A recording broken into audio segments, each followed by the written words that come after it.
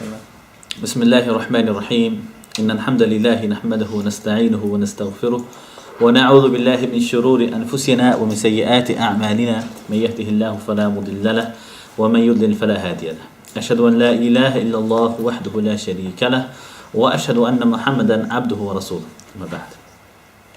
Today's topic inshallah is going to be about the preventions of making takfir, mawani' al-takfir.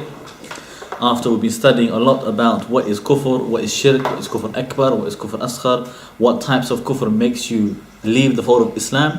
So in order for you to apply that to a specific person, we need to understand what other rules or what other obstacles or impediments that may be that will force you to hold back and stop you from making takfir.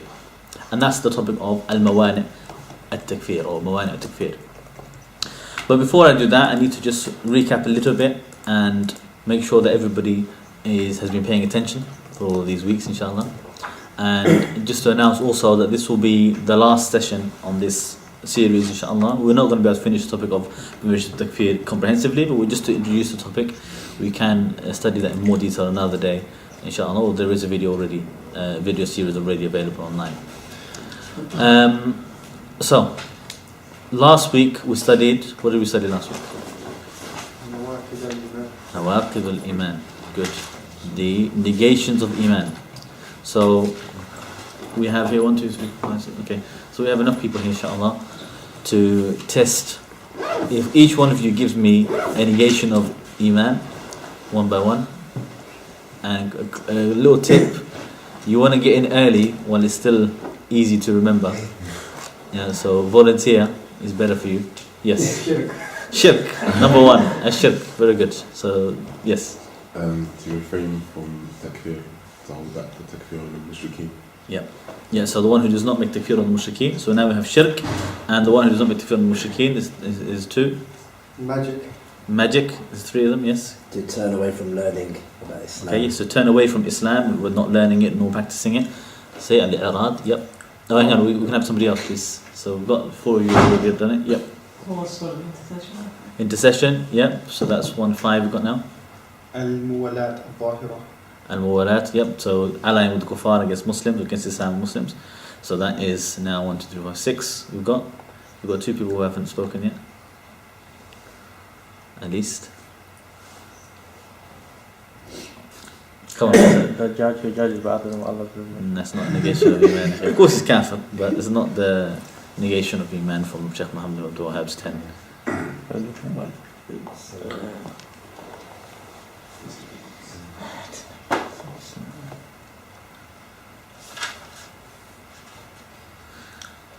You remember any?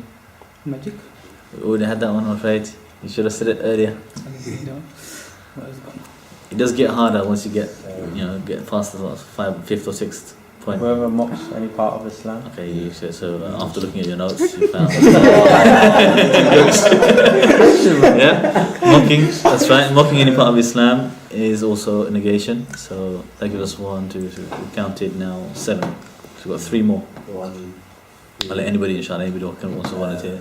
The one who believes that any guidance is either better or equal to the guidance of the Prophet Muhammad sallallahu alaihi wasallam. Yeah, okay, that's another one as well. So we've got 2 more to find. The one who hates Islam or its rules, even if he abides by it. Yeah, the one who hates any part of Islam, even if he abides by it.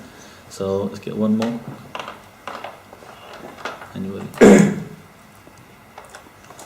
It's similar to. Have we had rules by other than what Allah revealed? Yeah, that's not a negation by itself. That it falls under one of these. That doesn't make takfir.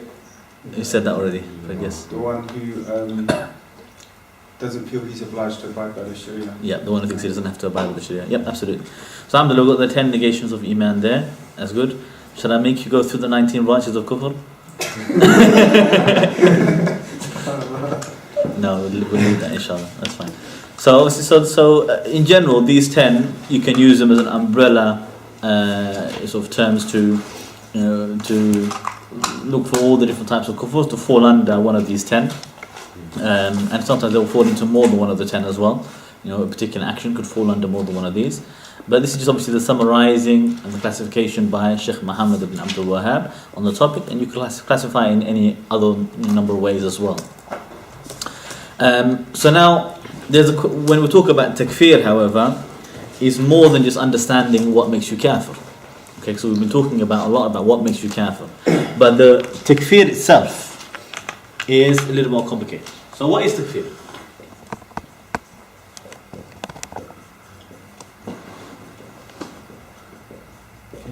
What is takfir? If I was to ask you, what is takfir? Give me a general understanding. It doesn't need to be jami' man definition or anything like that. Anybody? To take someone outside the fold of Islam. Okay, to take someone outside the fold of Islam, that's literally, if you were to call it linguistically in the Arabic language, that's what the word may indicate, is that you're literally taking somebody out of the fold of Islam. But is that the case? Are you making him become kafir? Declaring, that's also another linguistic meaning of the word as well. Declaring what? Someone outside of the fold of Islam. Yeah, declaring that somebody is outside of the fold of Islam. I mean, declaring that somebody is not a Muslim. Okay, the word takfir is kaffara. Okay, from the word, originally from the word kufr or kafara. Okay, the way we say in Islam, or in Arabic, we say sadaqa fulan. It says so and so man spoke the truth. If we say saddaqa fulan, that means he said, he claims or declared so and so spoke the truth. Okay, the way we say sadaqt. Okay, we say sadaq Allah. Allah spoke the truth. That's called tasdeeq. Okay, it's called you declaring Allah spoke the truth. I mean, I'm saying what he said is the truth. The same way, if somebody said kadhiba, means he lied. If I say kadhaba, you're saying, I'm saying he lied. I'm declaring that somebody lied. I mean, I don't believe what he said is the truth. I believe what he said is falsehood. So the same thing, kafara means somebody is to commit kufr, disbelief. So kafara means to declare somebody did kufr, to declare somebody was kafir. Okay, so this is the difference between the two, or to believe that he is kafir, or to consider him to be a kafir. However, this term takfir, and this is something which many people don't realize, this term takfir is not a shari'i term, is not a divine term, is not mentioned in the Quran or the Sunnah, is not mentioned by the Salaf. They didn't used to use this term. It's a new term that people use to refer to something which is established in the Sharia, in the Quran and the Sunnah, and that is the idea of bara'ah from the mushrikeen, of declaring to be disassociating yourself from the mushrikeen, to say I am a Muslim and that I am what? I'm a mu'min, okay, and I am not from the mushrikeen. Okay, that's just to declare that I am not from one of the mushrikeen, I am not from their own deen. Okay, like Allah subhanahu wa ta'ala says in the Quran about Ibrahim alayhi salam, when he said, okay, let me just get the reference for you, inshallah.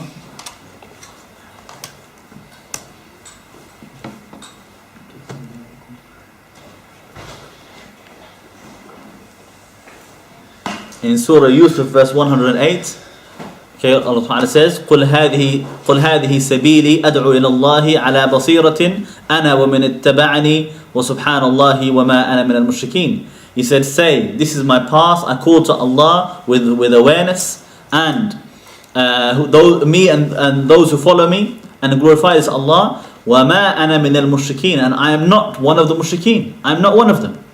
Okay, mean the mushrikeen and me, we are not the same. We are not on the same deen. This is Surah Yusuf, verse 108. Surah 12, verse 108. So that's what it means to make takfir, is to declare, look, I am not one of them, they are not one of me. We are not from the same ummah. We are not on the same deen. I don't believe in what he believes. Surah Al-Kafirun is the best example. When you say, قُلْ يَا أَيُّهَا الْكَافِرُونَ, to say, oh disbelievers, mean declaring, you and me are not the same. I am a mu'min, you are a kafir. And what does that mean? I'm a mu'min, you're a kafir. It means what? لَا أَعْبُدُ مَا تَعْبُدُونَ. What you are worshipping, you worshipping other than Allah. I don't worship that. I don't accept that. No? And whoever worships that is kafir like you. And whoever does not worship it, and worships only Allah, worships what I worship, which is Allah exclusively, they are believers. Meaning to separate between these two clearly. To absolutely purify the ummah of Islam from anybody mushrik, anybody kafir. It's just, and he continued, he said, لَكُمْ دِينُكُمْ وَلِيَ دِينُ. I mean, you have your deen, that's not my deen. I mean, the one I declare kafir, I'm saying, what he believes in, what he follows, what he worships, is not what I believe in. Whoever believes in that is not from Islam, not Muslim, is a kafir. And whoever believes in what I believe, they are a believer because they do not worship what the kuffar worship. They do not believe what the kuffar believe. So that's what we're talking about in terms of takfir. Is to make this clear bara'ah from the mushrikeen. To say, Inna bura'a minkum. We are free from you. We are not the same as you. We are distant. We are not the same. We are not from the same camp. We don't have the same allegiance. We are not from the same nation. We are not a brotherhood. We are not brothers. We are two distinct nations. Whoever does and believes and worships what you believe in and worship, they belong to your nation, your people. And I'm not one of them. And whoever does what you do believe in, what you worship, and you worship what you worship and believes what you believe in, they are not from my nation. They are not from the Ummah of Muhammad. They are not from the Muslims. They are completely different. That's the meaning of the word takfir. That's what we are saying. If you want to think about it as, there are two pots. This is what Sheikh always used to talk about. So there are two camps. Let's imagine that this we could really do with a cup. Can I borrow your can for a second? Can I borrow your mug for a second as well? Just for a second. Yeah? Don't drink it. No, I won't. Okay, so you have, two camps. In this camp, with my left hand, is the camp of kufr, the camp of the kuffar. Okay, full of all the mushrikeen and the disbelievers, from shaitan, iblis, from Fir'aun, Nimrud, to the mushrikeen of Quraysh, Abu Lahab, Abu Jahl, to Musaylim al-Kadhab, the false prophets, to the Masih al-Dajjal, to the false Messiah that will come later. To all of those, they will be in this camp of kufr. Okay. And anybody from the Jews, the Christians, the Hindus, the Sikhs, the freaks, the meeks, everything, they're all in this camp of the kuffar. Okay? And then you have the camp of Islam, the camp of Iman. There's no nifaq inside, there's no kufr inside. Okay? In here you have the prophets, all the prophets from Adam, Noah, Moses, Jesus, Muhammad sallallahu alaihi wasallam, all of them in this camp. And all of their companions, the Sahaba, Abu Bakr, Umar, Uthman, Ali, all of them in this camp of Iman. And from there all the Siddiqeen and the Shuhada and the Salihin, the martyrs and those who are good worshippers and the believers, the Muwahhideen, those people of Tawheed, all in this camp. Okay? Whether you talk about in the past or in the future or in the present times, or the recent times. Consider anybody on the Tawheed, on Islam, believing in the path of Muhammad sallallahu alaihi wasallam. What did Allah say? قَدْ تَبَيَّنَ الرُّشْدُ مِنَ الْغَيِّ. The right path is become clear from the wrong path. Everybody knows who is on the path of Muhammad and who is on the path of Abu Jahl, on the path of the shirk, of the shaitan. So we can absolutely make it clear. We know who's who. We know who's for worshipping Allah and who's worshipping Taghut. So we declare all of those on Islam, in the camp of Islam. From the past, from the Sahaba to the later times. From Harun al-Rashid, Umar ibn Abdul Aziz, to the Mujahideen, Salahuddin, to Osama bin Munqidh, Osama bin Laden, Abu Bakr al-Baghdadi, all in this camp. The camp of Islam, the camp of the Muslims. Okay? Then you have somebody in the middle of the camp. Who's this man? What's his name? King Abdullah, ruled by man-made laws. Oh my God. What's he doing here? He doesn't belong in this camp. He's claiming to be Muslim, wearing the thawb like a Muslim, not really having a beard, but kind of like a beard, like a Muslim. If you talk about the one in Jordan, has no beard anyway. Pretending to be Muslim, claims to have the name, I'm Abdullah, claims to have the name of the Muslim, and yet all of his aqeedah, his creed, his beliefs, his actions, his deeds, they're the deeds of the kuffar. So we say, look, you need to grab this person out from here, so you don't belong in this camp. You don't belong in the camp of the Muslims. So we need to put you where you belong, in the camp of the kufr. That's called the takfir. Is to say, just because your name was Abdullah doesn't mean that you're really Muslim. We put you where you belong and we declare that's the camp that you belong to, the camp of the kufr. Okay, so that's what the takfir is, and that's what we are talking about.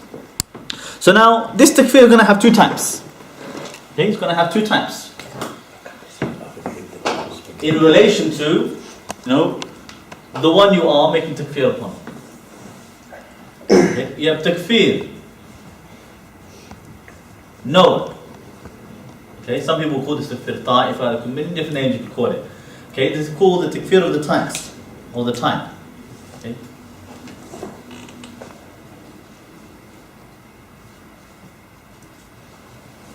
Okay. And then you have takfir muayyan.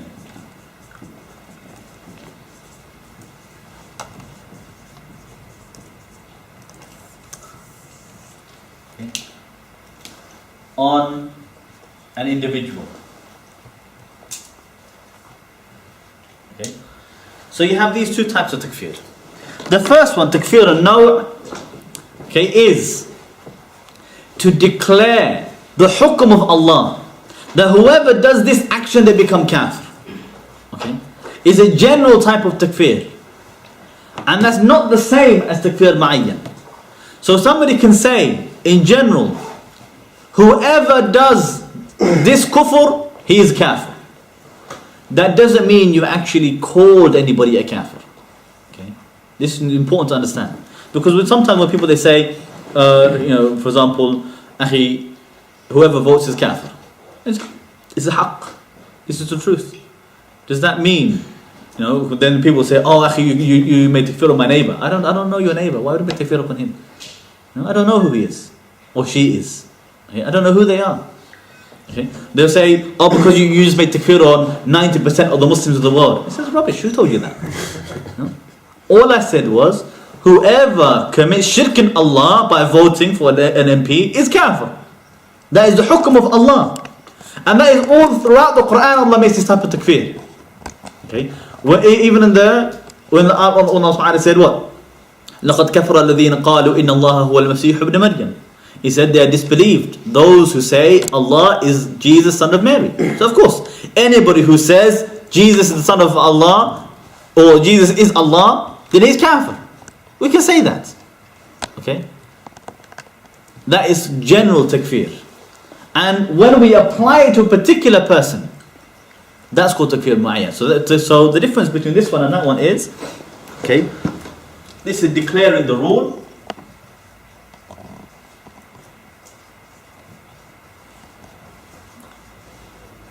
And this is applying the rule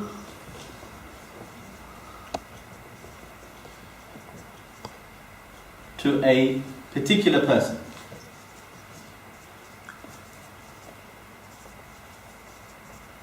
Okay? To a particular person. So for example, if I was to say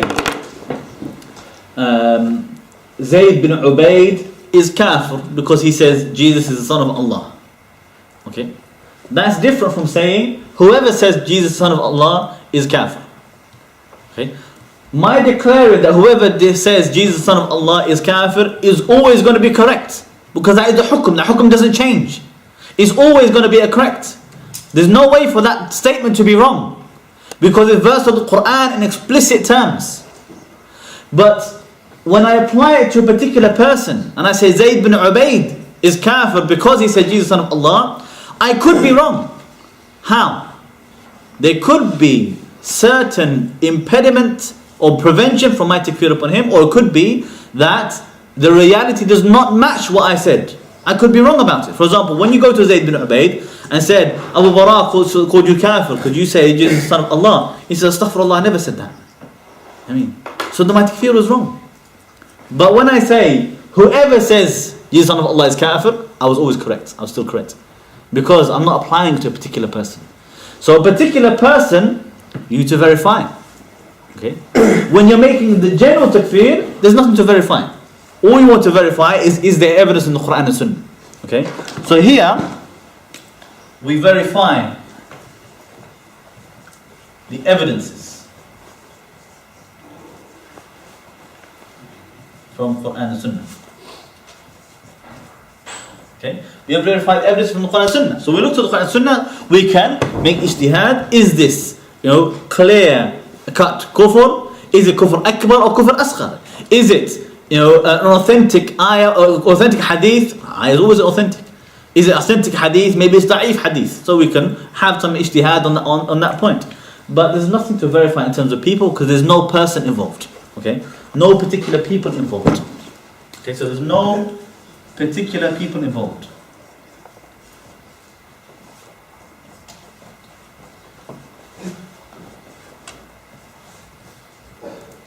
Okay? With this one, we need to verify about the person. Okay.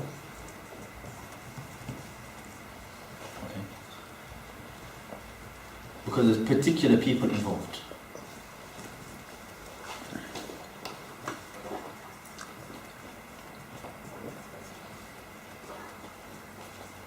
Okay. Particular people are involved. So when we say whoever votes is kafir, this is takfir no. Okay? It's takfir no. It's not mass takfir of takfir ma'iyyan. Okay? When we say man taraka salat faqad kafar, whoever deserts the salah is kafir.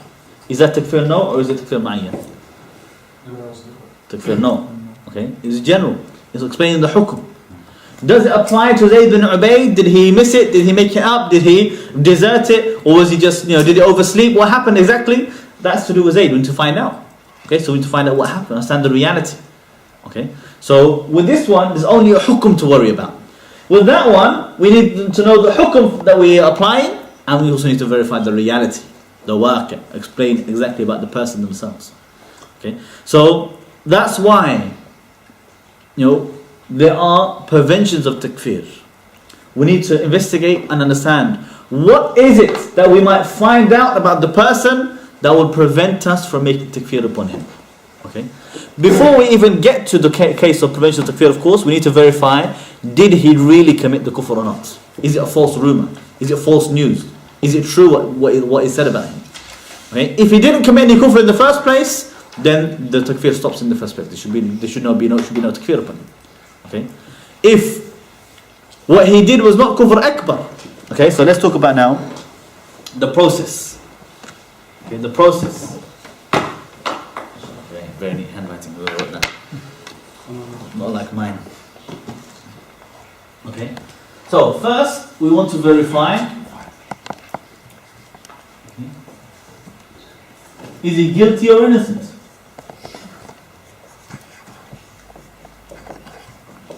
Okay. Then you need to verify as well. Okay. If he's guilty. Okay. Because if he's not guilty, if he's innocent, then you can stop there. You don't need to go any further.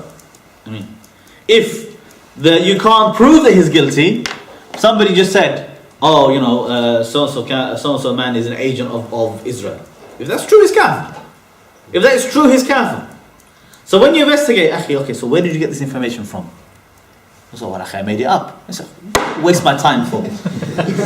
Waste my time for. I don't need to worry about prevention of takfir anymore. It's just this man needs to shut up his mouth and be quiet.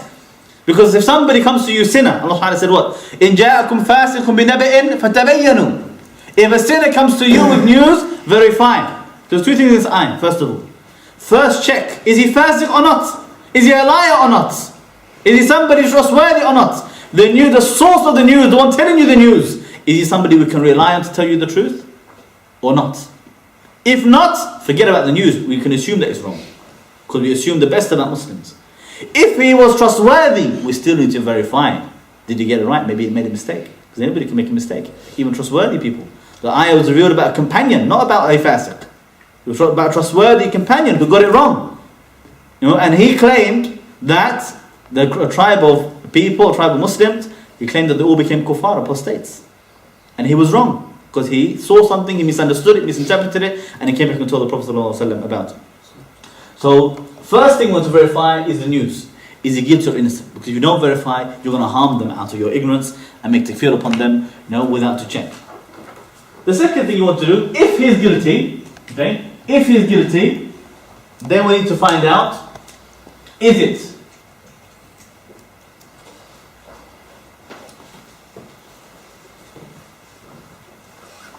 kufr akbar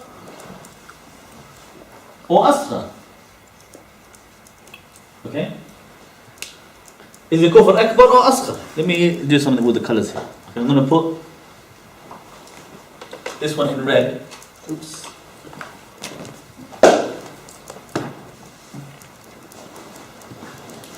Okay. I'm going to put this in red. Okay, meaning, if he's innocent, then there's no takfir in the first place. Okay?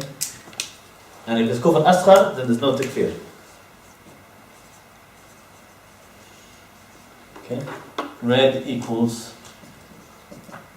no takfir. Okay?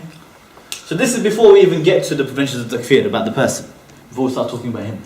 So we want to verify, is he guilty or innocent? If he's innocent, no takfir. Then we want to verify, okay, so he's guilty, he did it. So somebody said, Akhi, he's kafir, Akhi, he committed kufr, Akhi, I got him, he committed kufr. He said, really, you sure? What did he do? He said, Akhi, he stole. Okay, so you check with the person, Akhi, did you steal? He said, yeah, I steal, Akhi, astaghfirullah. Is that kufr akbar or kufr asghar? Stealing, what is it? Does it make you kafir or is it kufr asghar? No, it's kufr asghar. So he's wrong to make takfir upon him, even though he's guilty of stealing. So we don't make takfir upon stealing, on murder, on zina, adultery, or drinking alcohol, or the one who takes riba, or he deals with interest, or buys insurance, or let's say he does something else. He, for example, commits suicide. Yeah, this is kufr asghar, kufr duna kufr. We don't call them kafir. Or the ruler, a khalifa who rules by Islam, but he makes some mistakes. He makes some mistakes in his ruling. Let's say he punished somebody wrong. Maybe there was an aid worker who was under covenant. Maybe he was, or maybe he wasn't. I don't know. Allahu A'lam. But let's say he killed him while he was under a covenant. It's a major sin. It's not kufr akbar. You can't make takfir. You can't overthrow the Khalifa, rebel against him and say, oh, akhi, that's it, finish. Khawarij, kill them all. La hawla wa la quwwata illa billah. In the first place, we know in Islam, the hukum is not allowed to kill a Muslim for the sake of a kafir. So a Muslim killed a kafir wrongly. Let's say, for argument's sake, if it was done wrongly. This is not kufr akbar. You can't punish him for apostasy for doing that. Nor can you make qisas, life for a life, because they're not equal. Yeah? The Muslim and kafir are not equal. So, you can't therefore say, therefore, akhi, we can join the coalition with the kuffar and bomb all of them and kill them all. Is that allowed? That is completely wrong and out of order. So, we need to find out, is the action kufr akbar or kufr asghar? If it's kufr asghar, no takfir. So then we need to think about as well more. What else do we need to verify? Okay, we want to check, here, preventions of takfir. And I will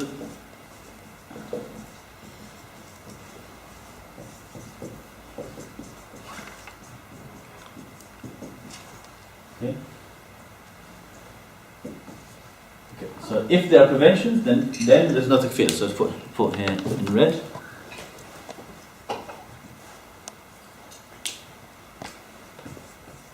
Okay. So what is a prevention? What is a mani'? Those who studied usul, you should know this definition. Who can give me jami' mani' definition for the word prevention? Okay. A mani'. Come on, some of you at least study usul. I know you're in the usul classes here.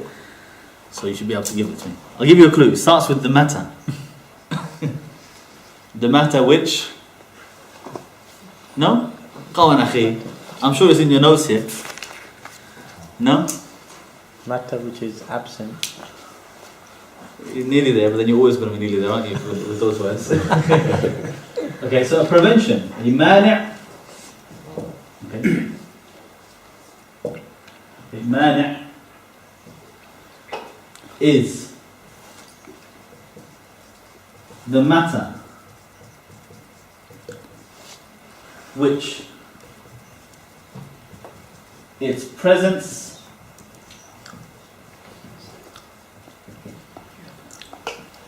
necessitates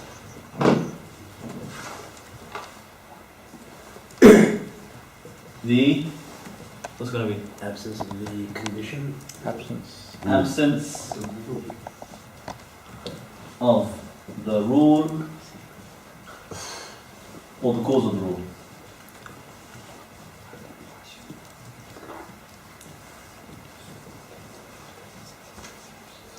Okay?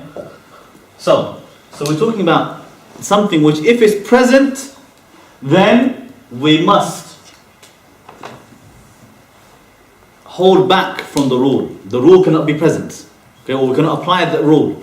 Meaning the issue of takfir must be absent. If the presence of this matter exists, then the absence of takfir must exist. Okay, so we must hold back from the takfir. Okay. Now one thing I should say about this as well. Just because we hold back from takfir because of a prevention, does not mean it's not kafir. It could be. But we cannot be sure that we are making correct takfir, so we must hold back. As a matter of becoming close to Allah, being cautious for the sake of Allah subhanahu wa ta'ala. Okay? Especially because we can't see in the hearts. We only know from the apparent actions. So we will judge by the apparent, and if there's a doubt in that, somebody was Islam, you can't just call him a kafir out of doubt. A matter of doubt must be yaqeen, must be certainty. Okay? The person entered Islam, so we know he's Muslim. We can't just suddenly call him kafir, based upon some kind of suspicion. Allah condemned the one who follows suspicion instead of the truth, instead of yaqeen. No, He condemned the one who accuses Muslim out of suspicion. He said, Ya ayyuhalladhina amanu ijtanibu kathiran min adh-dhann. He said, Inna ba'd adh-dhanni ithm. He said, oh, you who believe, avoid suspicion, because the majority of suspicion is a sin. So we don't call people kafir out of suspicion or doubt. These preventions, they will cast that doubt in our mind.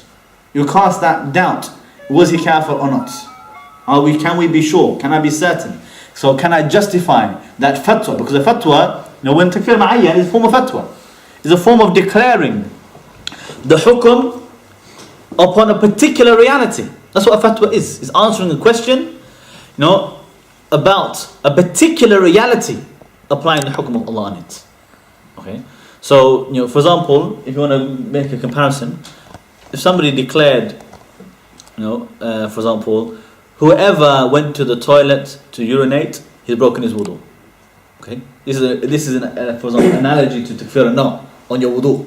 Okay? He nullified his wudu. For you to say, Zayd bin Ubayd, he urinated, went to the toilet, so therefore his wudu is broken.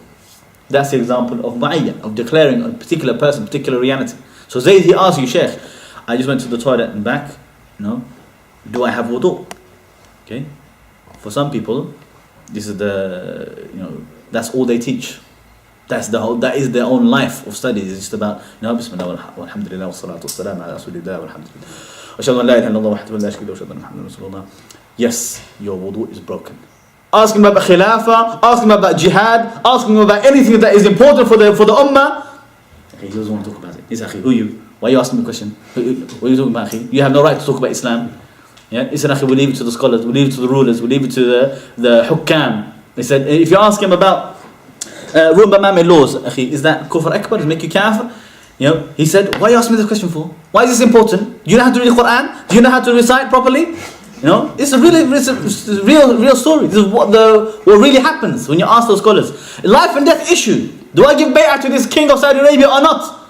Am I going to die death of jahiliyyah if I don't give him bay'ah? What's going to tell me the hukum, ya shaykh? Is he kafir or Muslim? Do we obey him or do we fight him? What do we do? You say, akhi, don't ask me this question. Until memorize the whole Quran with tajweed and 7 qira'at, you can't ask me this question.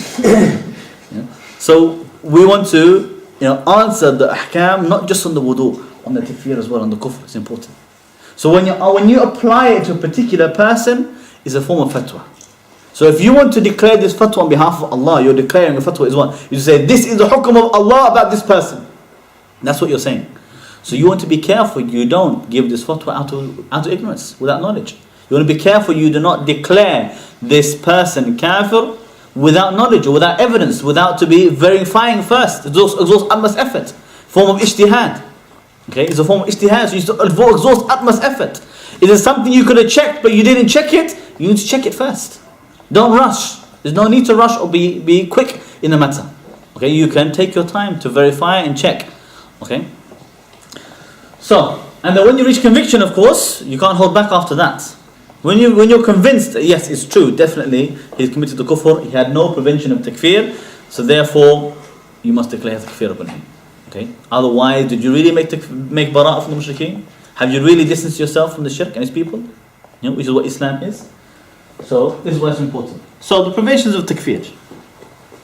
What type of preventions? And as a matter of classification, one time Shaykh Omar classified these preventions in another way for us.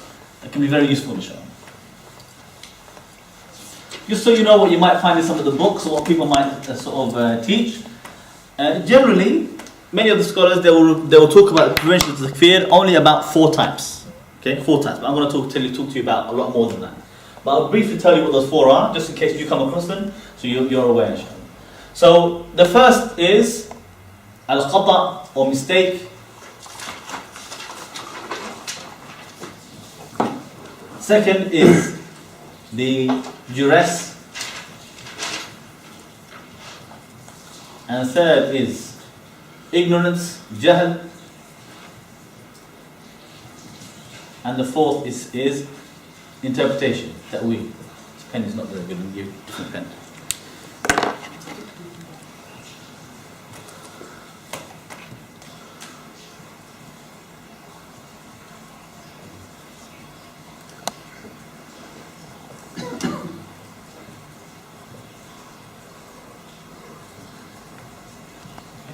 So you'll see this, in many places. If you look for it, inshallah. It's called khata.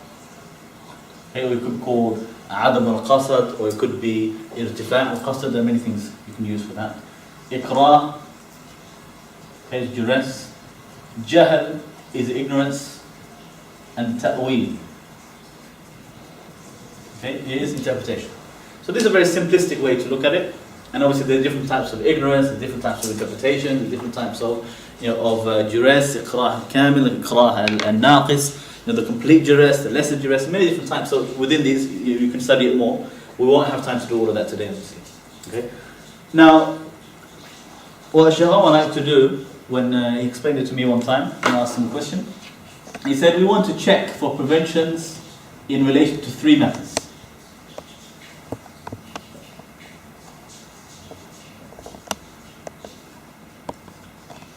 Okay, so this will be verifying about the person. Okay, we're trying to look at Zayd bin Ubayd. Okay, so we're talking about here Mr. Zayd bin Ubayd. He's been accused of kufr. Okay, what do we want to know about him? Okay, we want to know about himself, his own person. Okay, so we have some prevention of takfir about that. We want to ask about the circumstances,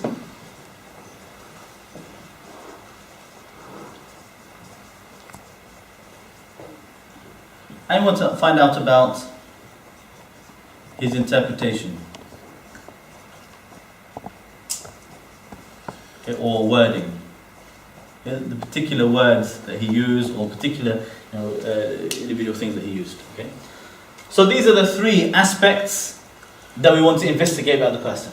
And within these three, we're going to find different types of preventions of takfir that we could find. Okay, so we're verifying now.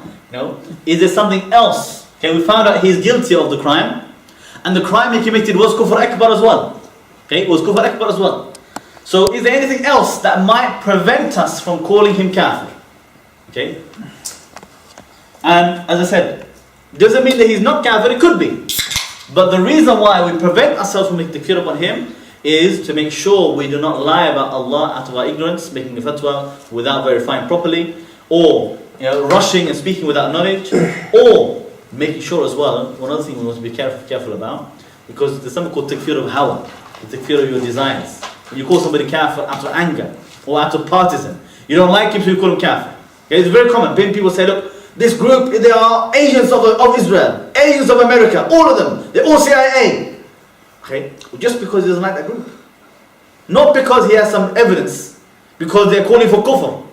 If somebody stood up and said, look, I'm mujahid, but I believe in democracy, I want to establish United Nations resolution, I can understand why you say this man is agent of UN, of America, because he's doing their job for them.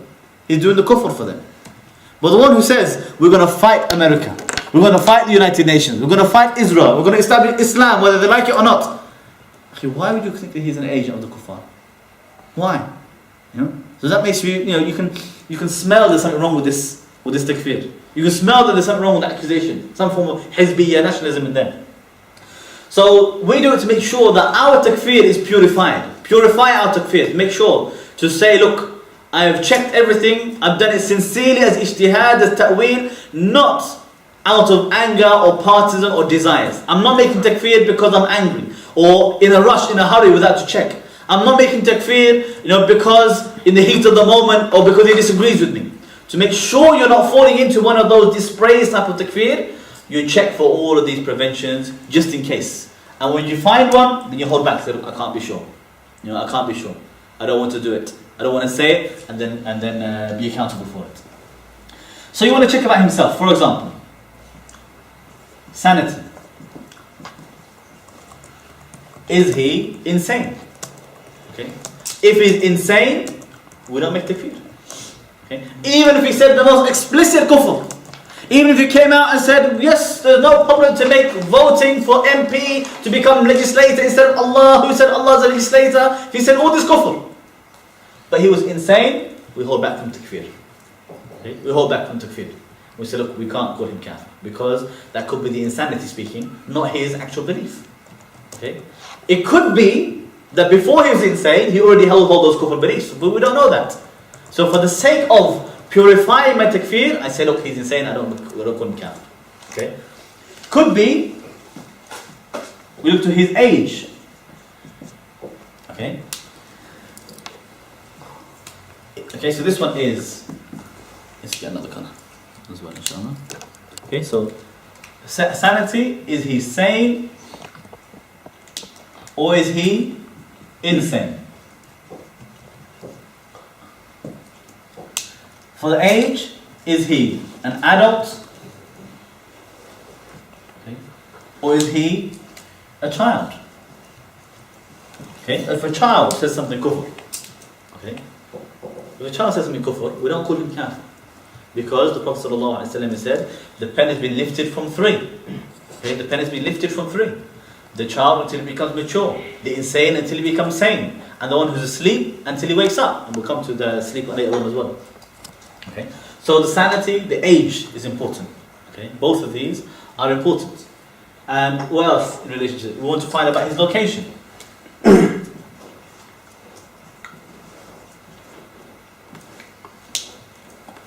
Okay, so is he in Dar al-Islam, where all Islam is prevailed and nobody can really be ignorant, or is he far away from Muslims?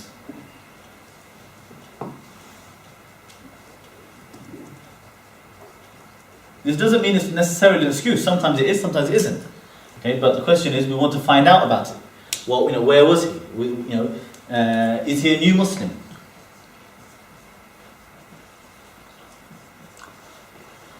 Okay. If so, how new is new? Was he Muslim yesterday, or was he? If somebody new Muslim, for example, he said, I don't believe in the angel Gabriel, because he thought he was a Christian thing. He didn't know that he was in Islam as well. He was a new Muslim. Nobody told him yet.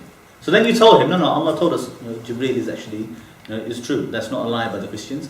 This is from Allah. Allah sent Jibreel to all the prophets. So he said, oh, okay, I believe in that. So you don't call him kafir, because he didn't know about that until you told him. Okay, so until the hujjah was established. So this is another example of when sometimes the ignorance could be an excuse for one person, because he's a new Muslim, but it's not an excuse for somebody else. Okay, somebody who's been Muslim his whole life. It's not easy for somebody who's been Muslim whole life and he didn't know about Jibreel. He didn't know about the Salah 5 times a day. But new Muslim, until you tell him, how's he supposed to know? Okay, so some of those things it could apply. So you will find out about him. So you want to verify these issues. How old is he? Is he sane? Is he insane? No. Is he a new Muslim? Where has he been living? Has he had access to the knowledge or didn't have access to the knowledge? So these things will all have factors and make an impact upon you. About the circumstances, you want to find out. For example, is he under duress? Okay. So yes or no? Okay. If he was under duress, he's not the same as somebody who's not under duress. Again, somebody under duress, he could do kufr, and yet he's still kafir, under duress. But we don't know that. So that's why we hold back. Because the ayah, he said what? Man sharaha sadruhu, the one who his heart accepted what he did, even under the duress, then he's kafir as well. But we don't know what's inside somebody's heart. So the one who's under duress, who's been forced to commit the kufr, we judge by the apparent and we assume that his heart is full of iman, but he was just forced. Even though it could be that the whole time he was kafir anyway in his heart. Okay? So, like I said, it doesn't mean he's not kafir, but for the sake of purifying our takfir, we say, look, the duress is there, that's it. I lift up my hands. So somebody behind bars, he started to call publicly everybody, and this happened one time. There's somebody, well-known figure in the community, da'i, he's in prison for terrorism, all the kind of things, and he was in prison, and he started writing letters to say, I call everybody to vote in the elections. I used to say it's not allowed, but now I say it's allowed because I saw the so-and-so fatwa of Haytham Haddad or whatever. And I think, so people ask, you make takfir upon him now as well? I said, no, he's in prison. How do I know what's going on? From all I know about him is that he's behind bars, nobody knows what's going on. What torture he's going through, we don't know. So, the one who is being under duress, his words don't count, as far as we're concerned. Okay? The words don't count. We hold back from the takfir, any kufr or haram that he says, it seems that he's speaking misguidance, we assume the best about him, that he's under duress. Okay? So it could be duress. It could be mistake. Okay, so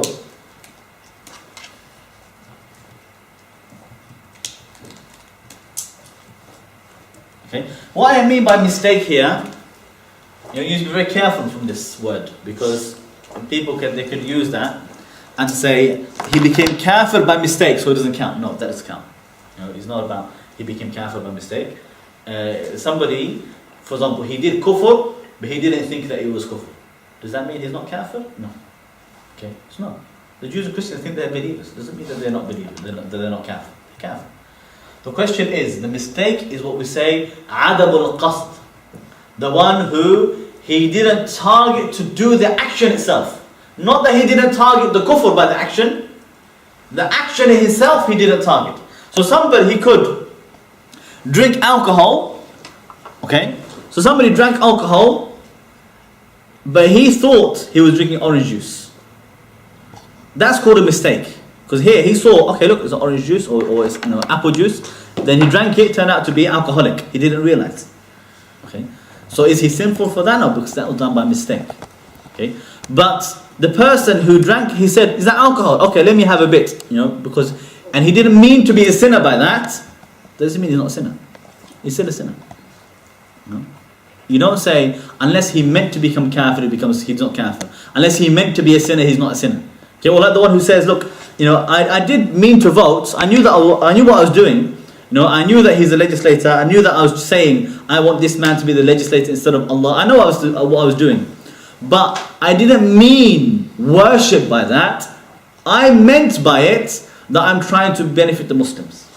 I meant by it that I'm trying to lessen the harm. I meant by it I'm trying to save Muslims in Iraq. Some kind of dodgy link going around somehow. They say, look, if you take this man as a legislator, then we'll put pressure on the other guy and him, and then they might decide to vote against the war, and that might make them withdraw their troops, which might save a Muslim who they would have killed if I hadn't done all of this from the beginning. This is their own thinking. Okay, so that thinking is not an excuse. If he knew what he was doing, and he knew that he's choosing a legislator instead of Allah, that is kufr. No matter what outcome or consequences he was hoping for from doing that, it doesn't make a difference. Okay? I'll give you another example. Somebody who said, he committed adultery. Okay? He committed adultery. But what he said to you was, look, I didn't intend by my adultery to become an adulterer. Okay? All I intended by it was that the poor girl is lonely. I wanted to keep her company. The poor girl was sad, so I want to enter happiness into her heart. So such a good thing. Sound like such a nice thing. The Muslim benefit, the Muslim is maslahah. But enter into her heart. Happiness into her heart. She doesn't feel lonely anymore. She was scared living all alone. So at least she felt safe because I was there. So all these excuses. It may be true that she felt safe. Maybe true that she felt happy. Maybe true that she wasn't lonely anymore. That they had some enjoyment. Maybe all this. It could be true. But it doesn't change the fact that she's an adulterer. It doesn't change the fact that it's an act of adultery. And the one who does it is a zani, is an adulterer. It doesn't change anything. And the same thing is true for the voting. Yeah? It may be true that you might be able to put pressure on an MP, get a little bit of benefit out of it.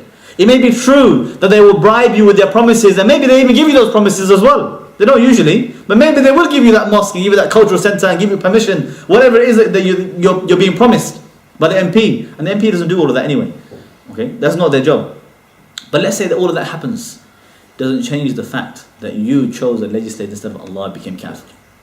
Okay, so what I'm talking about, the mistake, is when somebody, he targeted to do a particular action, and whether his body or his tongue is slipped and something else happened instead. Okay, when you trip over the floor, you didn't target to trip over, did you? That happened by mistake. You meant to step, but you tripped over by mistake. Okay, so that's called Adam al-Qasd. You didn't target to trip over, but you tripped over by mistake. Okay, not you didn't target to commit adultery. No, you targeted to do that. You did that on purpose. Okay, so we're talking about the one who, he didn't do it willingly. He didn't do it on purpose. He did it by mistake. So another example is we say, and the best example, al-qasd is to target something, to aim at something. So if you're shooting, whether bow and arrow or gun, okay, or RPG, or whatever it is, you're targeting to shoot at the we say Rafidi, tank. You're trying to shoot an RPG at the Rafidi tank. Okay? But when you shot, your hand slipped and it hit your Muslim brothers. That's called khata. You didn't mean to kill him.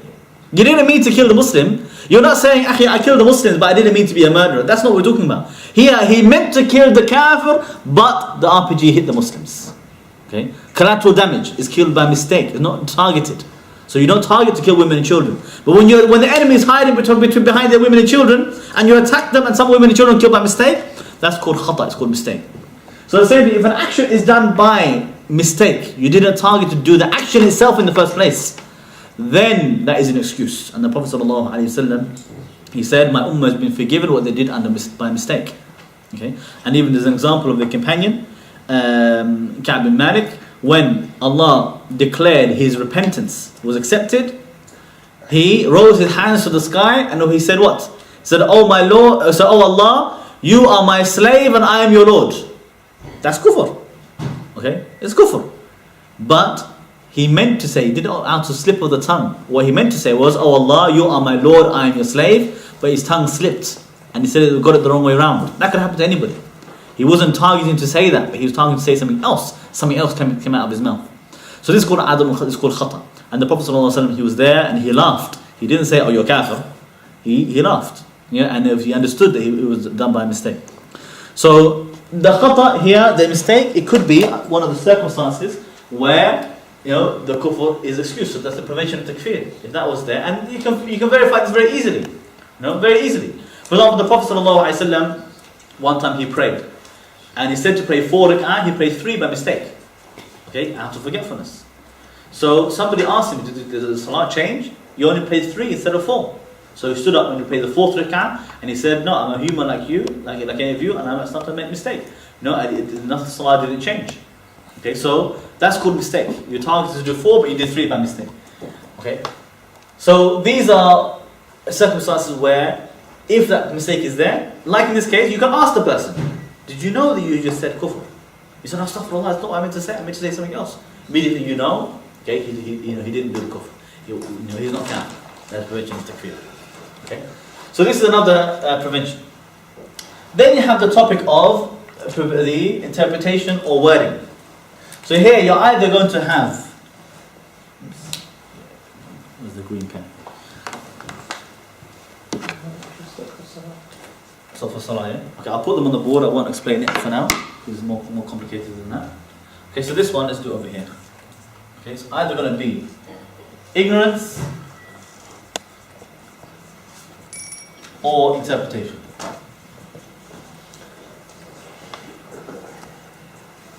Okay, ta'weel, either jahl or ta'weel. Okay, these two. Now here, by the way, these two are not always a valid prevention of takfir. Sometimes it's not valid. For some types of kufr, you can't have interpretation. Somebody has ta'weel, it's my ijtihad that Allah is 3, is not 1. Akhi, you're mushrik. That interpretation doesn't save you. The fact that you had ijtihad, your so-called ijtihad or ta'weel, it does not help you in this case. Okay, so somebody wants to make ijtihad about the tawheed and make it shirk. that is not going to be helpful. It's not going to save you at all. Somebody wants to say, but my ijtihad is that we can worship, an idol instead of Allah. His interpretation, his ijtihad is that we can make a man legislate instead of Allah. His ijtihad is that no, we can rule by man-made laws instead of ruled by Islam. These interpretations are not an excuse or prevention of takfir for anybody. So we'll break for salah, we'll continue. Bismillah. Bismillah, alhamdulillah, wa salatu wa salam ala rasulillah, wa ala alihi wa sahbihi wa man wala. أشهد أن لا إله إلا الله لا شريك له وأشهد أن محمدا عبده ورسوله وبعد. So continuing inshallah. Let me add one more thing to this one as well about the circumstances. You can put here, was he asleep? Some people might say something in their sleep, speak in their sleep. They might sleepwalk, and they could even say kufr. It's not, you'd be surprised how common it is, people talk in their sleep. And they could have a bad dream, and in their dream they start to make kufr statements in their own dream, and while they're asleep. You are not accountable for anything you say while you're asleep. So that person will not be called kafir, because what he said was while they were asleep. Okay? And same as we said before, that the three people have been, the pen has been lifted from 3 until 3. Said the child until they mature, the insane until they become sane, and the one who's asleep until they wake up. Okay, so you'll not be accountable for anything that happens while you're asleep. So now ignorance and interpretation. Ignorance means to be empty of knowledge. Means for you not to have understanding or knowledge or to know about something. Okay, that information never reached you in the first place. Interpretation means to leave the apparent meaning to go to a metaphorical meaning. Okay? And somebody does that without an evidence, that's called ta'wil al-fasid. It's called an incorrect interpretation. So the one who, they made some form of ijtihad, they misunderstood the words, they interpreted the words differently, then that person is said to have made ta'wil, interpretation. And for us to understand when does this become an excuse or not, we can divide the matters up into 3. Okay, 3 different types of knowledge or matters that we can look to inshallah. So let's have a look.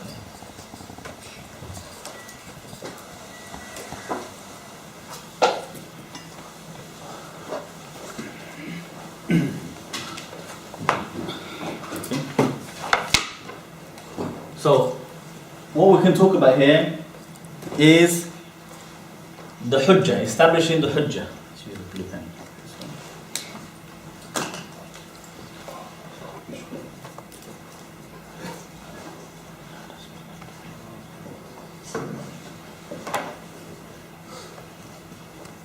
Okay. You will hear the term. People will say, you cannot make takfir on a person until you've established the hujjah, or the hujjah has been established, okay, on the person. Okay? Or the hujjah has reached him. This is true and is correct, but has certain more details you need to be aware of. Okay? First of all, there's a difference between establishing the hujjah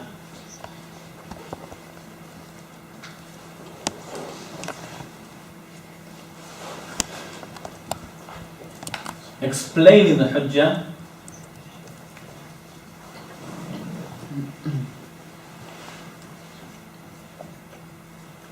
and understanding the hujjah. These are not all the same.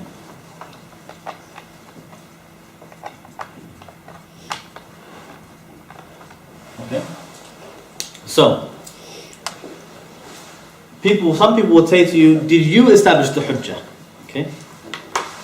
That is not a requirement for you to make takfir, that you establish the hujjah. Just that the hujjah has been established. Somebody established the hujjah, or the hujjah reached the person in the first place. Okay? It's not a condition that you explain the hujjah. It's not a condition that he understands the hujjah. It's not true, it's not the case as well. What is important is the hujjah reached the person.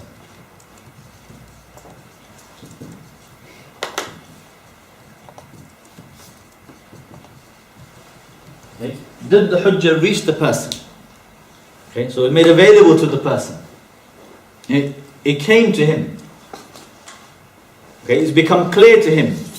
Whether he understood it or not because he didn't listen, because whether he took the time to verify and check it or not, that's his fault. If you say to him, look, here's the evidence. You can't go around chasing the person with the evidences. So come and look at it. And say, I'm not looking at it. I'm not looking at it. I'm going to stay on my kufr. So no, come and look here, look here. Or whatever you do, he doesn't want to listen to you. Does that mean he's not careful? No, it doesn't mean that at all. If the hujjah reached him, the verses reached him, the Quran reached him, and he turned away from it, then he has no excuse. The reason why we explain the hujjah to the person in the best way possible is to remove that doubt from ourselves again. To make sure, look, I know that the hujjah reached him because I explained it to him. So there's no more confusion. But that doesn't mean it's a condition that you did it, because it could be somebody else already did that, and you are convinced and you're sure that that hujjah reached him, and so after that you make takfir with as part of your own ijtihad in the matter. So now the hujjah is different types. Okay, what's the evidence that he doesn't need to understand it? Okay, there's a question. Because somebody could say, look, okay, you explained it, but if he didn't understand the hujjah, so then how can you call him kafir?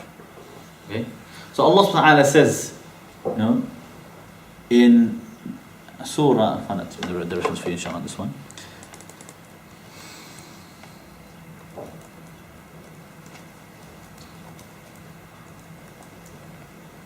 Okay, Surah Mulk, Surah 67, verse 10.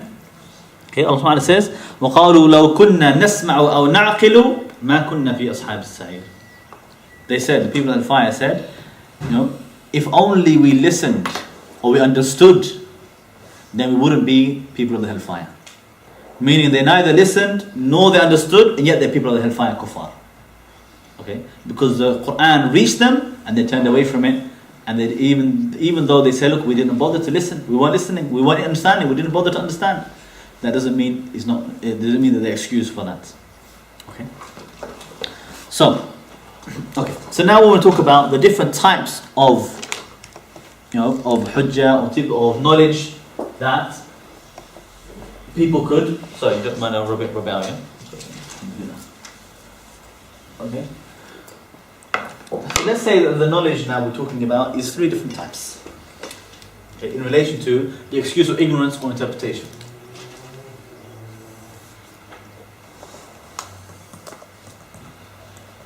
Okay. So, first of all, put here Masail Jaliyah.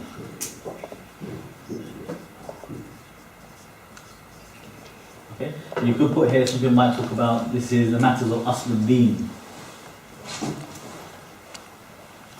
Okay, the main foundation of the Deen. So this is called the clear-cut matters.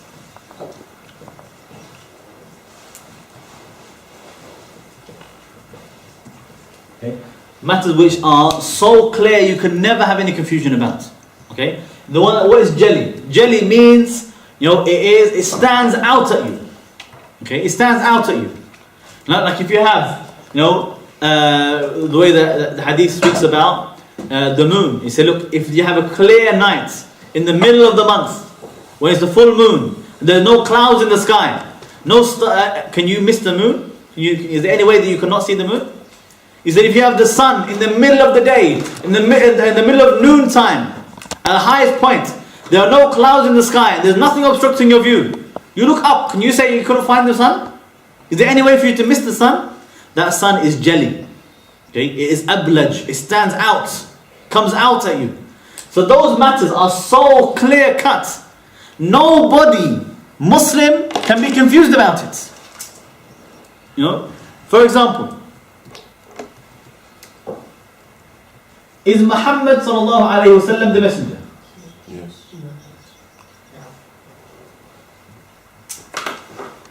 If somebody said to you, I'm Muslim but I didn't know that Muhammad was the messenger, what Islam was that exactly? Which Islam was that? When you say Ashhadu an la ilaha illallah wa ashhadu anna Muhammad Rasulullah, if you know it, if you know what that means, it means you know that Muhammad is the messenger of Allah. You say, no, I didn't know that. You know, I don't think he's a messenger. Somebody's, you find some people that come to the store, they say, look, I was Muslim, my name is Ahmed, my name is this, my name is that. They say, but I don't think Muhammad's really the messenger of Allah exactly. I think he's just an ordinary man, but very wise. This person's kafir. That person is kafir. You can't say to me he has an excuse of ignorance. And that is the main issue of the kalima. Another one. Okay? Tawheed. Okay? Shirk in the clear-cut matters. Okay, I'm not talking about shirk asghar, I'm not talking about riya, showing off, I'm not talking about some hidden matter, obscure matter. Clear-cut matter of shirk. When you say ashhadu an la ilaha illallah, what are you saying? You're saying you're not going to worship other than Allah. So he says, I'm a Muslim but I worship idols. I'm Muslim but I sacrifice in the name of Krishna. I'm Muslim but I also go to church and I, pray to Jesus. That person is not Muslim. And he has no excuse for ignorance. These matters will have no excuse voting for attention. of ignorance or interpretation of ta'wil. You can't have a ijtihad about this issue. My ijtihad was that Muhammad was just a companion and Ali was the messenger. That's okay, you're kafir. Okay? And this is some of the Shia, they say, the extreme kuffar Shia, what they say is that Jibreel made a mistake. And the messenger was supposed to be Ali, and he went to Muhammad by mistake. This is the kufr of some of the Shia sects. Okay, other ones they say no, Ali was a messenger. After Muhammad sallallahu alaihi wasallam. Some of them they say no, every generation has a messenger. We have a messenger today. Even today we have another Nabi. Yeah. So those people, they don't have any excuse of ignorance or ta'wil. They can argue all they want. They have ijtihad. Okay. The Qadianis, what do they say? They say we have proof that Mirza Ghulam Ahmad is the Prophet. Okay, what's the proof? The Prophet ﷺ, he said that the Bani Israel used to have a Nabi. Allah would send them a Nabi after every Nabi. After one passed away, another one would come. He said, but there will be no Prophet after me, there will be khulafa, successors. Now the Arabic in this hadith, he said, there will be no Prophet after me. La nabiyya ba'di. It's so clear. No prophet after me. La nabiyya ba'di. La means no, ba'di, nabi means prophet, ba'di means after me. So clear. So the Qadianis, they say, no, you misunderstood the hadith. The hadith says, La nabiyya ba'di. La is the name of Mirza Ghulam Ahmad. So it's actually saying, Mirza Ghulam Ahmad is a prophet after me. So they go and just change everything, and it's not ijtihad. That's not ijtihad, that's kufr. That's not ijtihad, that is, you mean you're going to be a mushrik, kafir. You make up your own deen. So those matters, clear-cut matters, have no excuse of ignorance. So issue of voting now, if somebody understood the reality of what voting is, they understood, voting is to choose a legislator besides Allah. And they said, that's okay. Or said, even if it's not okay, I'm going to do it because I want something out of it. That is clear-cut shirk. Has no excuse of ignorance, has no room for ijtihad or interpretation. You can't make ijtihad about that. You can't make ijtihad about, we can make a man a legislator from time to time if he helps us. That's not called ijtihad. That's called kufr. That's called shirk. Okay? But if somebody said, I didn't know what these elections were about choosing a legislator. I thought we were just voting a referendum about shall we go to war or not. I thought we were making a referendum about should we have Muslim schools or not. Okay? The one who told you that, he's deceiving you, or he's being seriously deceived, okay? But he's not talking about now ignorance about Allah being the only legislator. He's talking about ignorance about what is this election about. Because voting, for something permissible is allowed. You want to vote, should we have chicken after the halakha or lamb? You can vote about that. So they thought this type of lamb chicken election, but actually it was about legislation. Okay. So another type. Okay, so then we have other matters, okay, which are known from Islam by necessity. معلوم من الدين بالضرورة. Okay. I just put here in short, معلوم بالضرورة. Okay, what is known by necessity.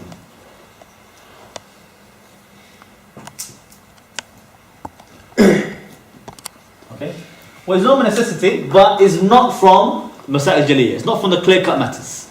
Okay, means not from Asluddin. Okay, it could be clear cut, but not from Asluddin. Because there's a difference between this one and that one. By the way, there's a few other examples we put here. These are the one who mocks Islam. Or Allah. Nobody would mock Islam unless they disbelieved in it. You cannot have the complete, total love and support for the deen of Islam and yet you make fun of it and belittle it. Or you ally with kuffar to destroy Islam. How is it possible you fight to destroy Islam and yet you believe in Islam? It's impossible. Okay? These can never have any excuse of ignorance. Okay? And especially about the tawheed and shirk. Okay? Because Allah subhanahu wa ta'ala, He said what? He said, وَإِذْ أَخَذَ رَبُّكَ مِنْ بَنِي آدَمْ مِنْ ظُهُورِهِمْ ذُرِّيَّتُهُمْ. He said, when Allah took from the back of Adam, all of the children of Adam. This is Surah A'raf, verse 172. Surah 7, verse 172. Okay? Put that here, inshallah. 7, 172. He said, He took all the children of Adam, brought them forth. And He said, وَأَشْهَدُهُمْ عَلَىٰ أَنفُسِهِمْ أَلَسْتُ بِرَبِّكُمْ. And He made them testify against themselves. At that time, all of us, before this life, we were brought to life. And then we were made to die, and then we were brought to life again in this life. And Allah instilled in us that fitrah, that knowledge, in our own instinct from that time. And proved, made us testify against ourselves already. Saying, is Allah not our only Lord? قَالُوا بَلَا شَهِدْنَا. And they said, yes, indeed, we testify. أَن تَقُولُوا يَوْمَ الْقِيَامَةِ إِنَّ كُنَّا عَنْ هَذَا غَافِلِينَ. In case you came on the day of judgment claiming, we didn't know about this. We were ignorant about this. So that ignorance is not an excuse in those clear-cut matters of tawheed and shirk. Okay? In no way to be an excuse for that. Other matters, from what's known from Islam by necessity, but matters which you can only know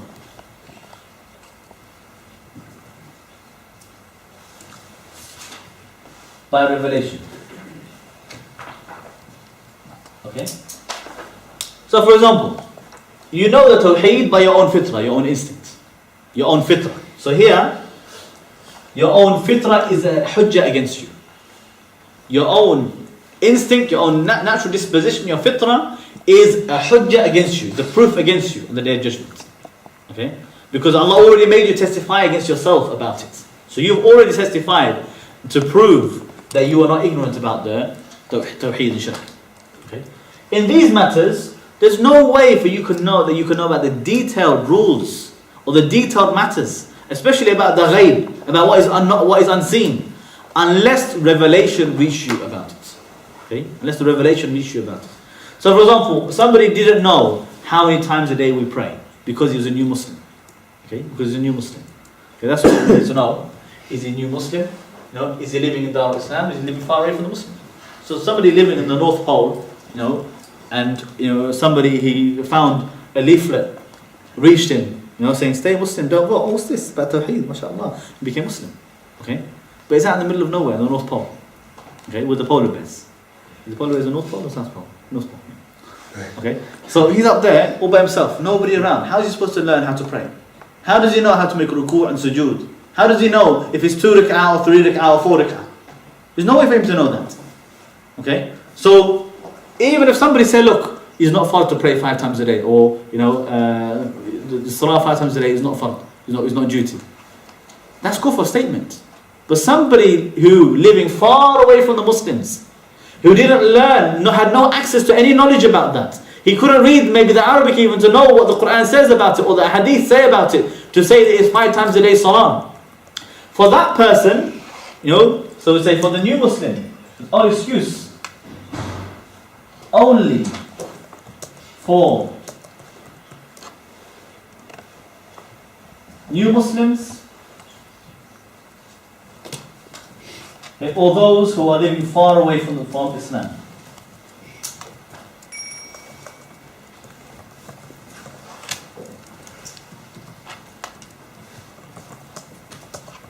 Okay? Or they have an obstacle preventing them from the knowledge. Okay? Somebody could be in prison, not allowed to read any books. He became Muslim, but he's not allowed access to books, not allowed to access to other Muslims, inmates, or to anybody who can teach him. In the prisons, if you teach somebody to read Quran, they say you're radicalizing him. How many times I've seen Muslims go to segregation, solitary confinement, because they were teaching somebody to read Alif, Ba, Ta, Tha. You'd be surprised. So anything like that, they call it radicalization. They say you're brainwashing him. So it could be somebody who's in prison, embraced Islam, but he couldn't find out about all these details. He could say something kufr. He didn't believe in the angels. He didn't believe in, or he didn't know about the details of Jannah or Jahannam. These things are ghaib. We only know about what will happen on the day of judgment, on the punishment of the grave, and on the day of judgment, on the bridge, and the mizan, and the Jannah, and the Jahannam. We only know about that because of revelation. Because what is in the future is unknown to anybody except Allah. But Allah tells us about some of those things.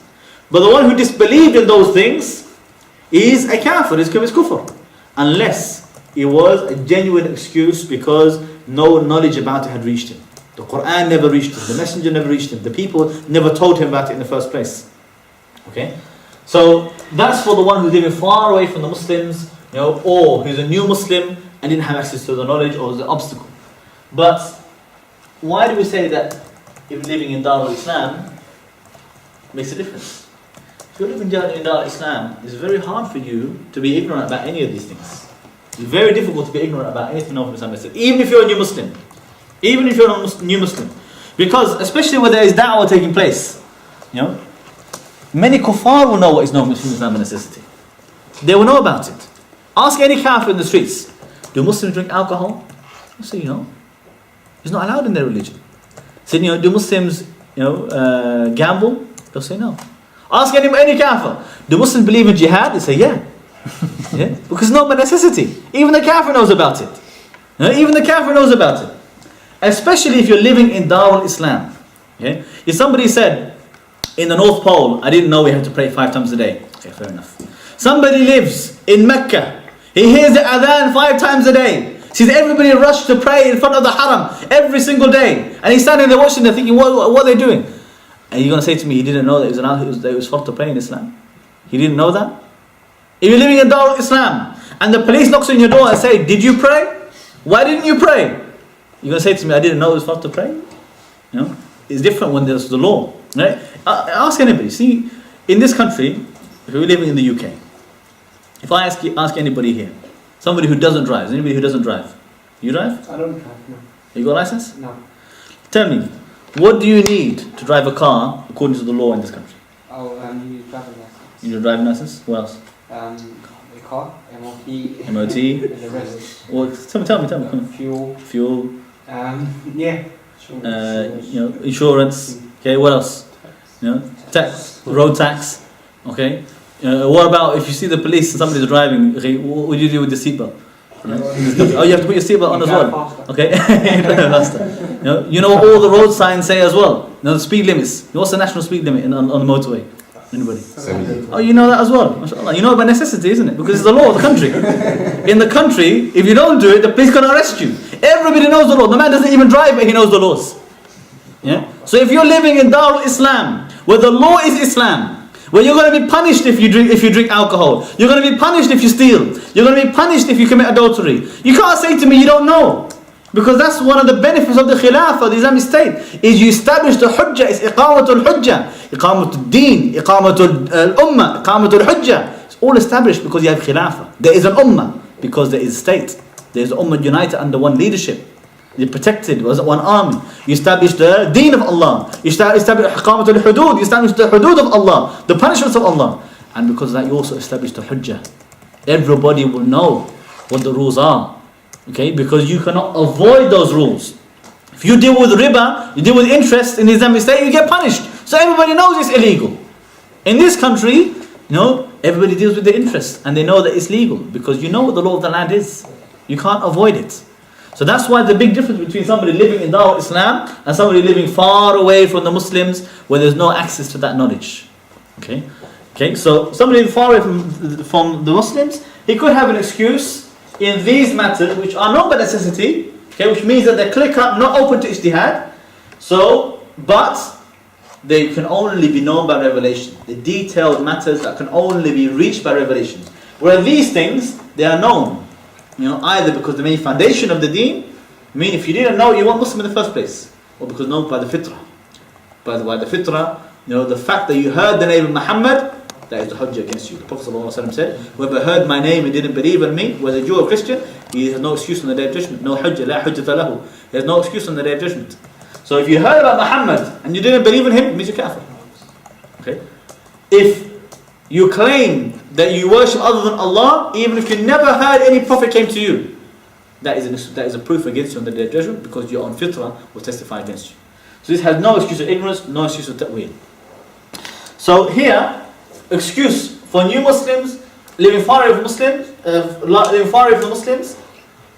Okay, ignorance. What about interpretation? Can you have interpretation on one of these issues? Excuse of interpretation, something like this. Is it possible? Come on, somebody answer. Interpretation of the kufr. Yeah, so something no necessities, not from the main foundations. Okay, but something no from Islam a necessity. Okay, somebody had ijtihad or ta'wil and contradicted what is known from Islam a necessity. No, some scholar, some mujtahid.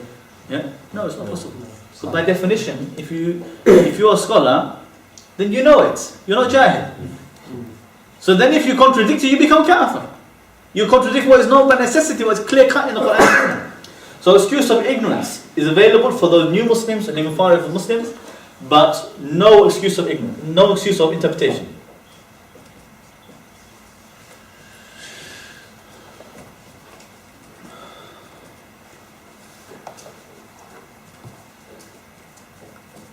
Okay? And generally we say we don't give excuse of ignorance for this.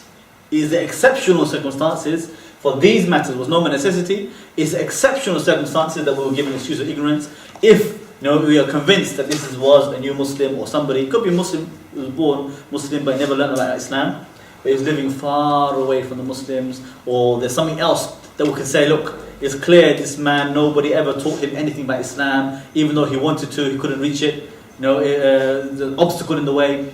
Only then we will say for that person specifically special. Okay? But otherwise, normally, we don't give excuse of ignorance for matters known from Islam and necessity. Because by definition, you're supposed to know it. By definition, everybody knows it. Layman and the scholar is equal on it. Okay? The third type, Masail Khafiyya.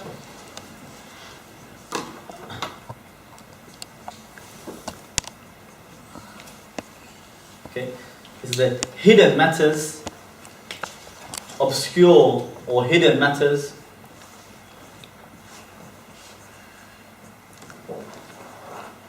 not known by necessity.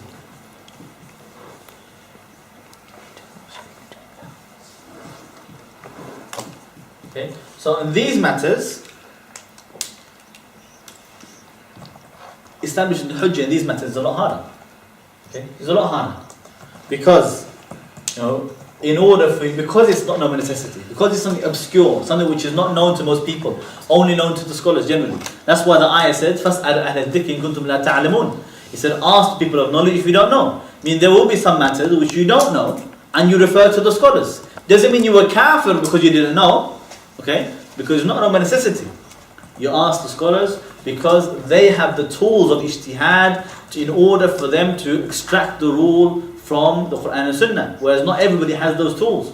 Not everybody studies usul al-fiqh. Not everybody studies the Arabic language deeply. Not everybody understands all the general evidences, al-adilla al-ijmaliyya wal-qawa'id al-kulliyya, the general evidences, general principles, ulum al-Quran, ulum al-hadith. Not everybody can check hadith if it's sahih or not. So some people will be able to do that, some people won't. So in these matters, the scholars are able to verify it and check it, but other people are not necessarily going to be able to do it. So there will always be some people ignorant on these points. So we know that is an excuse for them. Okay? And to establish the hujjah on that point is much harder.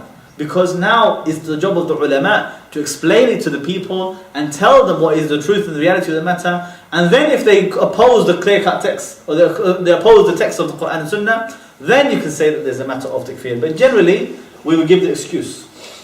Okay, so these are generally, we're talking about here, matters of ijtihad, matters open to ijtihad.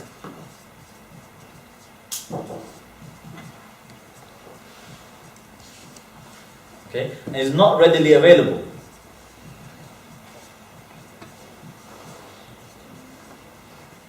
Okay, these matters, they're based upon clear-cut texts that have clear-cut meaning. Okay, by its own nature, there was no necessity, are those things which there is no confusion about its ruling. Such clear-cut texts You know, the ayah said, وَلَا تَقْرَبُوا الزِّنَا. Don't come close to zina. Nobody can misinterpret this ayah and say, okay, that means zina is allowed. No, it clearly means not allowed. You can't be confused about them. The one who steals cut his hand. Nobody can say that means that stealing is allowed. They will know what it means because clear cut. Whereas those matters, it requires a bit more investigation, more elaboration by the ulama. And so, we'll give, in general, people can be given the excuse of ignorance and ta'weel, of interpretation.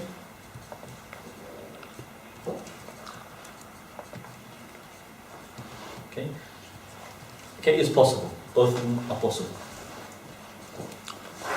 Okay.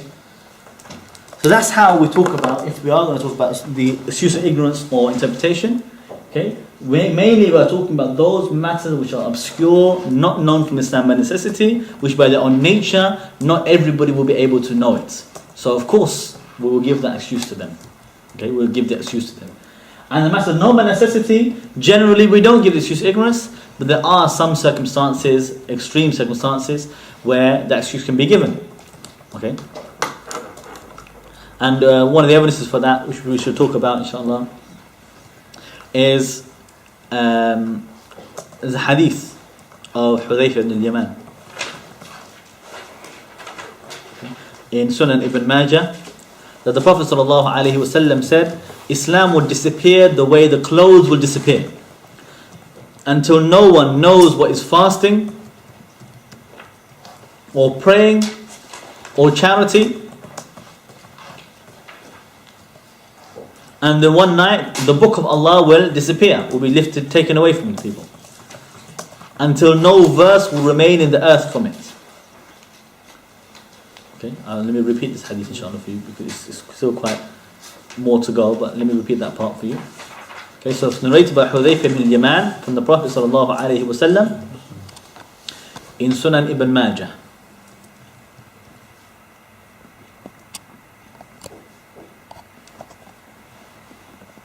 Okay. He said, Islam would disappear the way the clothes disappear.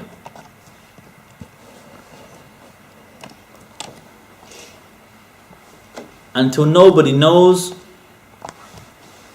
what fasting or praying or charity is.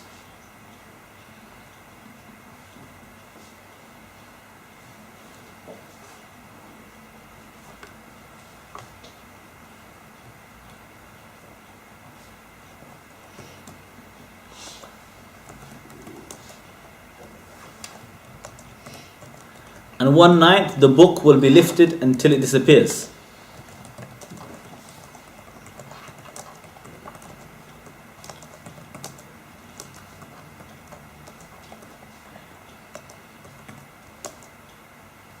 Until no verse will remain in the earth from it.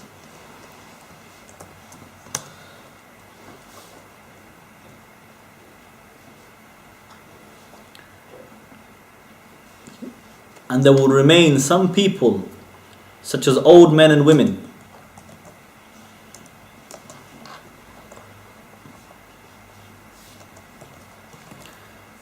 that will say to each other, we found our parents saying La ilaha illallah, and so we say it. Okay, so we found until there will remain some people, such as old men and women, that will say to each other, we found our parents saying La ilaha illallah, and so we say it.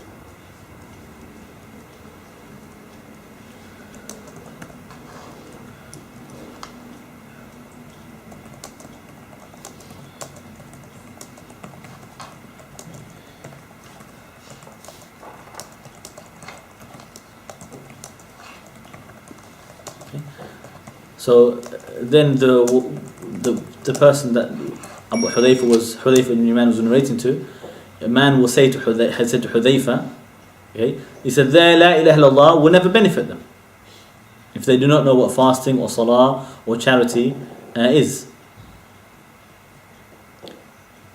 Okay, so a man, his name was Sila, he said to Hudayfa, their La ilaha illallah will never benefit them if they don't know what fasting and salah and charity, and worship is, or ritual acts is.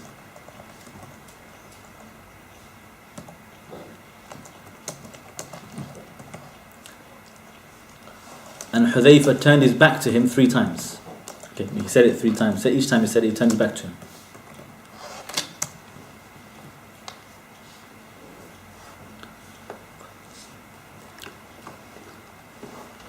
And Hudhayfa said to him, O Sila, La ilaha illallah will save them from hellfire, it will save them from hellfire, it will save them from hellfire.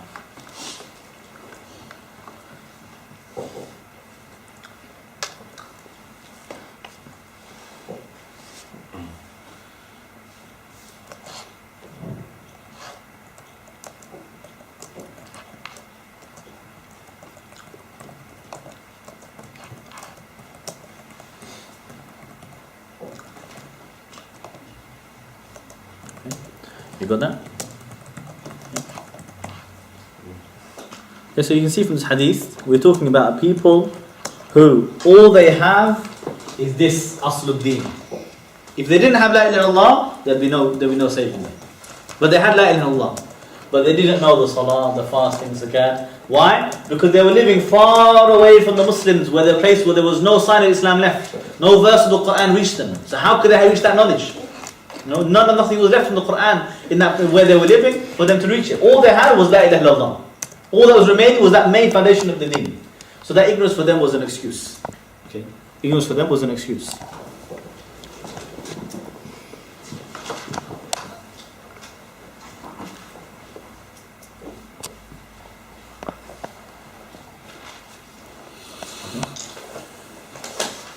Okay, so we'll run out of time, so we'll stop here. Alhamdulillah Rabbil Alameen. So I think we generally, in summary, we cover the topic, and we can deal with it more another day, maybe not in this halqa, but we'll deal another day inshallah.